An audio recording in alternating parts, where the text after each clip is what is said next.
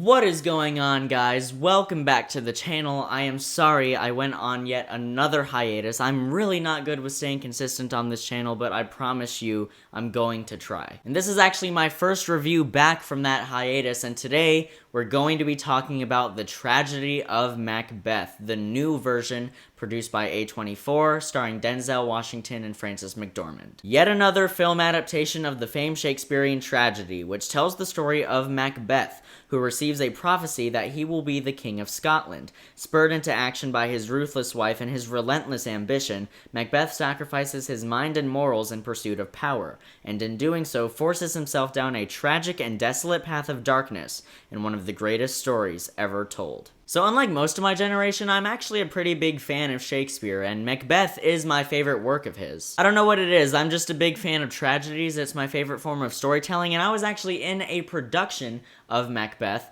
at my high school in the first semester of 11th grade, which of course I moved away, but still one of the best theater experiences of my life. I have a shirt from it, and they also printed posters for that production, so I definitely made sure to keep some of those. And yeah, it's a really nice print.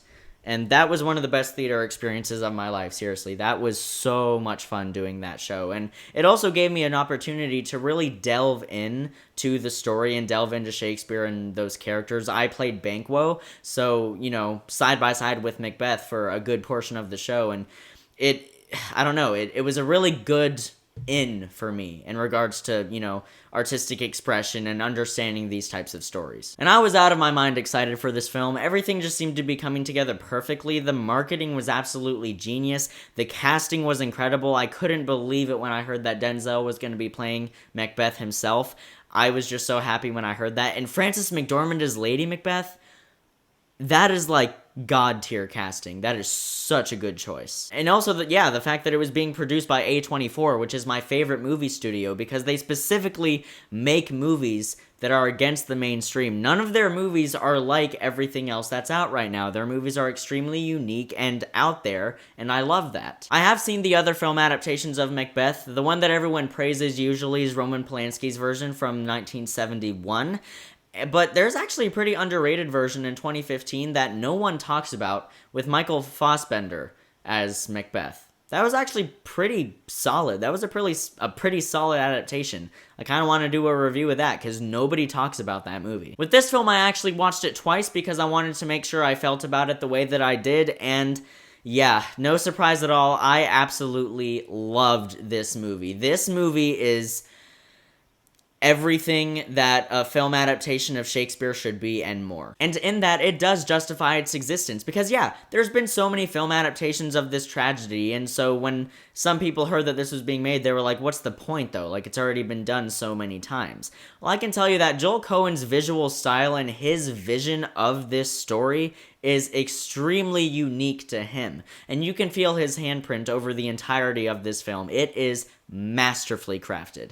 The cinematography and the sets and the sound design and the setting and the way the tone is achieved is absolutely masterful. It really sucks you into this world, and it really sets that tone. And also, the choice to make this movie black and white. That was a very good creative choice, because it just invokes those emotions of like sorrow and desolation that a story like this should invoke. That was a genius artistic choice. I love that they chose to shoot it in black and white. It almost feels like a horror film sometimes. Like, seriously, if you're not familiar with Macbeth, I'm not going to spoil anything, but some of the events in this movie, because, you know, obviously there is murder and there's betrayal and all those things, and yeah, it almost felt like a horror movie sometimes, which I liked, because this is, you know, aside from being a very tragic tale, it is a very horrific tale. I also love some of the nods to theater throughout the film, because there are some scenes in this film that are done very creatively. There's some monologues and some soliloquies that the way they were shot was, you know, anyone who's a fan of theater or who is familiar with the world of theater, you're gonna get there's some good theater fan service in here. There's use of spotlights that I really didn't expect, in certain ways that things are framed, and even the set itself, it's just and there's just so many amazing tributes to theater in here, but it never takes you out of it. You know, it never takes you out of the movie, never takes you out of the world. It never, you know, seems like it's being pretentious or fan servicey or anything like that. Okay, let's talk about these performances. How is Denzel as Macbeth? This is the best portrayal of this character that I think I've seen thus far. Does that mean it's a perfect portrayal of the character? No, I don't think there's ever going to be a perfect portrayal of this character because it's such a complex character with so many different layers, but Denzel comes pretty dang close in this movie. He is absolutely stunning as Macbeth. It really is almost perfect casting, and Frances McDormand as Lady Macbeth as well. She was absolutely mind-blowing in this film. Seriously. The sleepwalking scene, if you're familiar with the story, you know what I'm talking about. She absolutely nailed it. She broke my heart in this film. And everything else, too. You got Harry Melling in here as Malcolm. I forgot the guy's name who plays Macduff, but he did an excellent job. You have Brendan Gleeson as King Duncan. He was great. Everyone is really given a moment. Everyone in the cast is given their moment to shine on camera. They're all given their scene, you know what I mean? They all have a moment in this film to really flex those acting chops. And I was curious because, you know, Joel Cohen made it very clear that this was going to be verbally a very accurate adaptation of the play, and yeah, it's pretty much word for word exactly like the original script from the 1600s, and I was a little concerned about that. I was like, Shakespeare dialogue is very hard to perform and make it sound natural, so I was very curious how they were going to do that in this film, and they nailed it. I mean, seriously, this is to a T exactly accurate to the original script, and they do manage to make these lines sound logical and natural, and, you know, obviously a lot of that credit has to go to the performances, but the way the film is edited and shot, and the way that they move the camera in certain scenes, it all just flowed extremely well. I never sat there thinking, this feels a little flat, because Shakespeare dialogue is really hard to get right when it comes to performing it, so sometimes it can feel a little flat.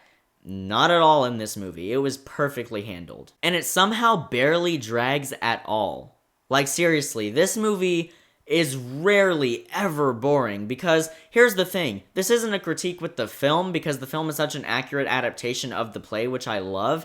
This is just a critique, my only critique with the story of Macbeth as a whole. That original play is 5 acts long, and with a story as simple as Macbeth, like, from a physical level, I don't think it really needs to be that long, which, you know, it is one of Shakespeare's shortest plays. It runs just about 2 hours, which most of his plays were like 4 hours or 5 hours even, but, so it is one of his shorter plays, but I feel like even in that, the play, there's certain scenes that could be removed.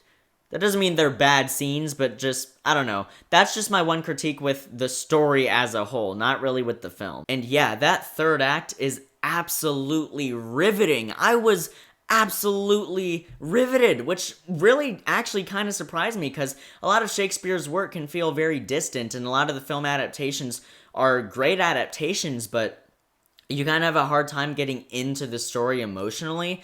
But with this film, I absolutely was. That third act was masterful. That is how you do a third act. The tragedy of Macbeth is everything I wanted it to be and more, and the fact that movies like this are still being made is spectacular. Denzel and McDormand absolutely nail it, and on a technical level, it's simply perfect.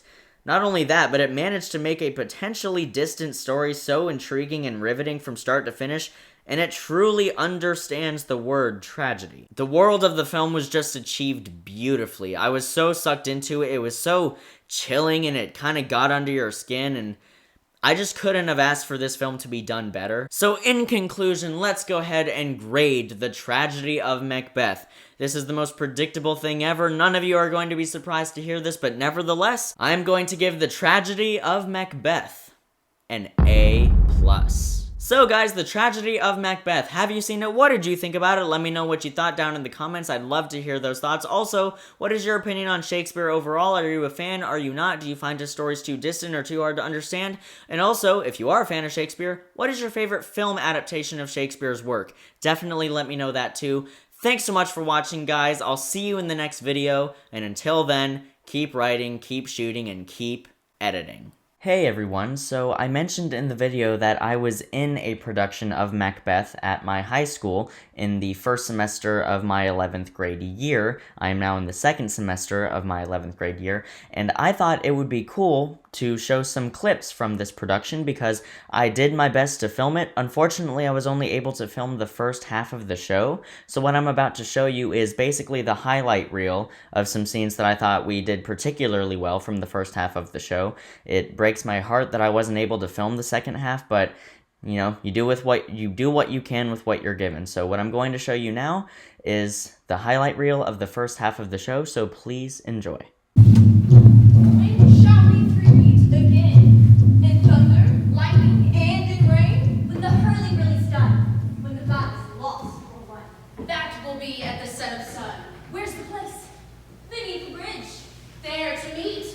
Macbeth, fair is foul and foul is fair, well met through fog and filthy air. Who comes here? Major Ross. God save the king. Does the Roman Condor still fight? He did, but victory fell on us. Great news! Is Condor taken captive? Yes. See, he's put to death. And give his former title to Macbeth. Both so foul and fair, a day I have not seen. Oh, hell. Who are you? Live you or are you dead? Are you specters or inhabitants of the earth? Speak! Oh, hell, Macbeth. Hell to thee, Thane of Caudle, who shall be king hereafter. They say you will be king. Tell me what you see for me. Hail, hail, hail. Lesser than Macbeth, but greater, not so happy, much happier. Your sons will be kings, though you will not. How do you know these things?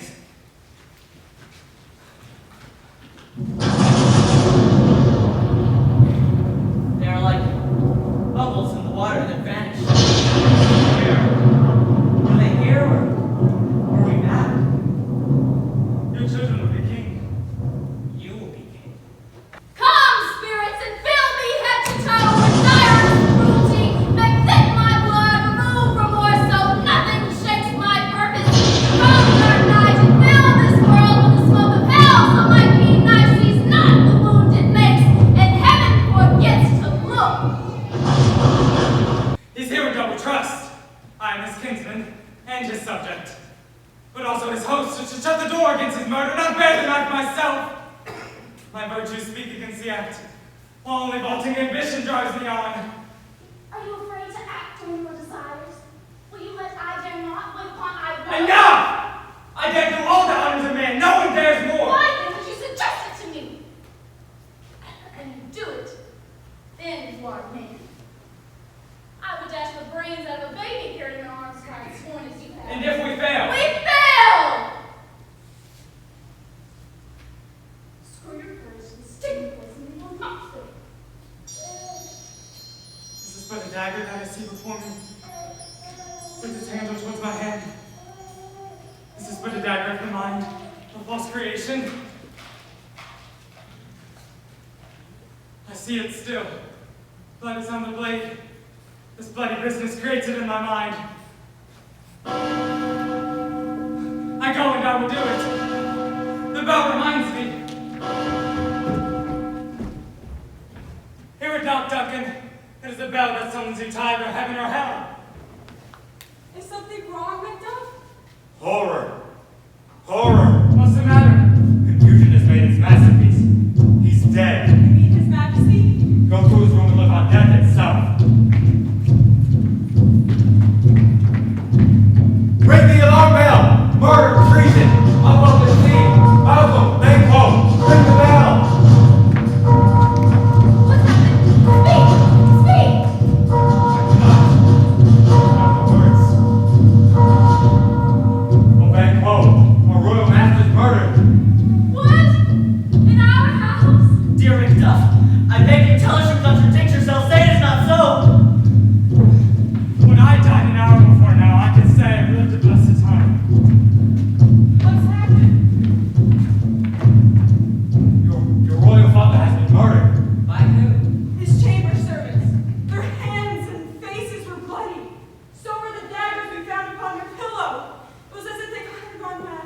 Let us meet and unwind this bloody piece of work.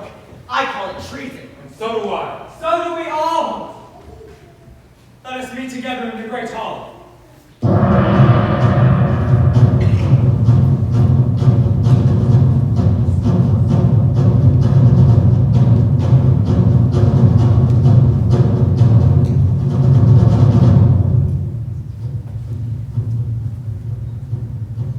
So, Macbeth, you have it now. Just as the weird sisters promised. I hear you played most foully for it. The sister said I would be father of kings. You predicted rightly for Macbeth. So I may go. We spoke together yesterday. We did, sir. You know this banquet keeps his foot in the neck of the poor. So you told us. Are you as patient to let this man pass? The one who begs your families? What are you that you allow it? We are men, my king. How men, you say? We do what men can In the do. catalog you pass for men, wolves are called dogs! If you're a man, I would employ you to do a task that when done will please your king and take your enemy down. I am one, my lord. I have suffered too much in this world that is. I am angry, reckless. You may count on that. I too, used and abused by the powerful, and cheated by the law. I will do anything to mend my life and be rid of it. Both know Benko is your enemy. He and all like him. So is he mine. Every minute that he breathes weighs against me. I could, with the king's power, bring him down, but I must not. Both friends of his and mine forbid it. That's why I ask for your assistance. Well, What you ask shall be done. it is called for. It will rain tonight. Now! Blood flails! Run! Now, villain!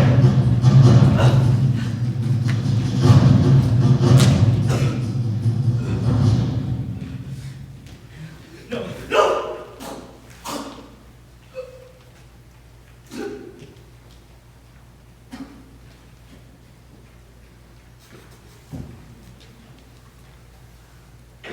It's nothing. Who struck